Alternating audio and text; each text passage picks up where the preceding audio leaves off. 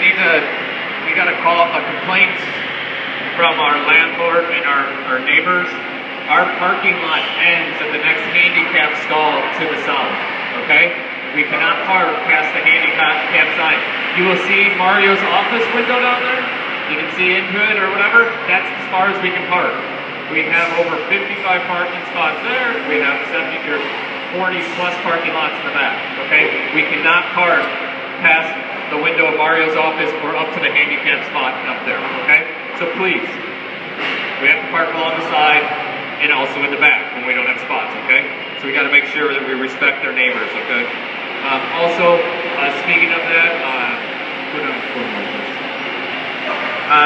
we had a water leak last night. I'll talk to second shift because I believe it happened on second shift, but obviously just leaving the water back in the receiving aisles because it's out of production's way. We just leave that there, so we're just tracking the water all over the place. We just got to have enough respect, have some respect for the person and make sure we take a look for it. I think yesterday it was nice to see that somebody owned up to the mistake we had with the shot boxes. And besides the fact of telling me that they did it, they went and apologized to the people that it affected. So they had they did it, I give them a lot of credit. They went back, they felt bad about it, they didn't do it on purpose, so they made sure they went and apologized for what they did, okay? All right, so we're back to the RDC centers. So when the goods arrive at the RDC, they are taken to an area on the floor assigned to each store and consolidated as a load to be taken that night from the RDC to the store, arriving early in the morning. Thus, orders made by each Tesco store on Monday night result in replenishment goods from the suppliers reaching each store before it opens up Wednesday morning, effectively creating a 24-hour continuous replenishment system. All right, so you can see up there how it works. So they send it all to one place and then they send it out to the store and do a milk run.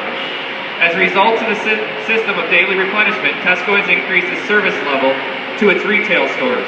The percentage of suppliers and shipments which arrive exactly on time in good condition, exactly the right amount, from 92 to 98.5%.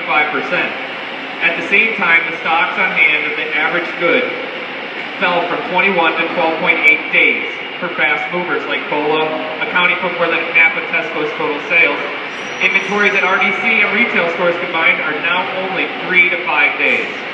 However, as Tesco did this, they learned the limits of what can be accomplished by one firm alone. Specifically, first-tier suppliers like bottlers have been fulfilling Tesco's orders nightly, just in time, but for massive finished goods inventories. Their production methods and high-speed machines, long changeover times, and large batches have given them no real choice. Meanwhile, the firms farther up the value stream from the bottler, also using massive high-speed machines and long changeover to produce large batches, have not yet even taken the step of delivering just in time for finished goods inventory. Because the bottler cannot get rapid response from an upstream supplier to changing levels of demand, it continues to order batches of goods at weekly, monthly, even quarterly intervals.